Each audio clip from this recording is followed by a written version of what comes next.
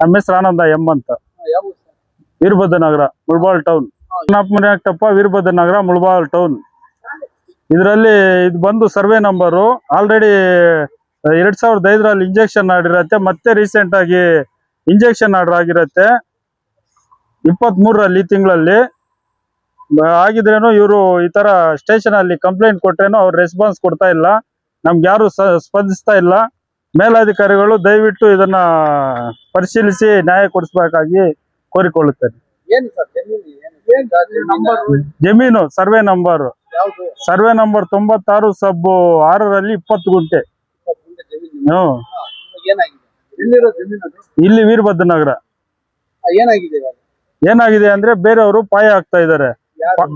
Yashodamma bin ಮಾರ್ಕೊಂಡಪ್ಪ ಪಾಯ ಆಗ್ಬಾರ್ದು ಅಂತ ಕೋರ್ಟ್ ಅಲ್ಲಿ ಇಂಜೆಕ್ಷನ್ ಹಾಕ್ತಿವಿ. ಅಲ್ಲಿ ಅವರು ಆಲ್ರೆಡಿ ಇಂಜೆಕ್ಷನ್ ಆರ್ಡರ್ ಕೊಡ್ತಾರೆ. ಇಂಜೆಕ್ಷನ್ ಆರ್ಡರ್ ಕೊಟ್ರೇನು ಅಲ್ಲಿ ಕೆಲಸ ಮಾಡ್ತಾ ಇದಾರೆ.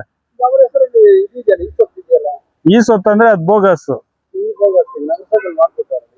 ಮಾಡ್ಕೊಟ್ಟವ್ರೆ ಅಂದ್ರೆ ಅಗ್ರಿಮೆಂಟ್ ಸರ್ವೆ ನಂಬರ್ ಏನು ಮೆನ್ಷನ್ ಮಾಡಿಲ್ಲ ಅದರಲ್ಲಿ. ಅದು ಪೇಪರೇ ಡೂಪ್ಲಿಕೇಟ್ ಮಾಡಿದ್ದಾರೆ. ಇದೆ, ಈಗ ಅವ್ರು ಕಟ್ತಾ ಇದಾರೆ. ನಿಮ್ಮ ವಾದ ಏನು ಇವಾಗ?